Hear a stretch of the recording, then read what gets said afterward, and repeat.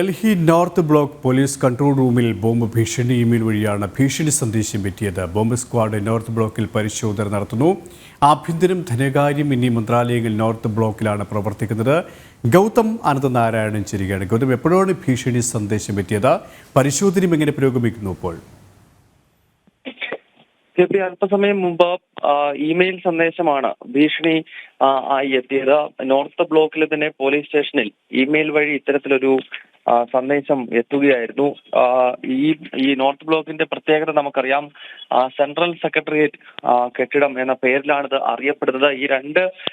ഈ ബ്ലോക്കിലാണ്, north south ബ്ലോക്കുകളിലാണ് ഏറ്റവും പ്രധാനപ്പെട്ട തന്ത്രപ്രധാനമായിട്ടുള്ള മന്ത്രാലയങ്ങൾ പ്രവർത്തിക്കുന്നത്. അതിൽ നോർത്ത് ബ്ലോക്കിൽ കേന്ദ്ര ആഭ്യന്തരമന്ത്രി അമിത്ഷായുടെ ഓഫീസ് അടങ്ങുന്ന ആഭ്യന്തര മന്ത്രാലയം, അതോടൊപ്പം തന്നെ ധനകാര്യ മന്ത്രാലയം, ഈ രണ്ട് മന്ത്രാലയങ്ങളാണ് നോർത്ത് ബ്ലോക്കിൽ പ്രധാനമായും പ്രവർത്തിക്കുന്നത്. എന്തായാലും ഇപ്പോൾ ബോംബ് സ്ക്വാഡ് എത്തി ഈ നോർത്ത് ബ്ലോക്കിൽ പരിശോധന നടത്തുന്നുണ്ട്.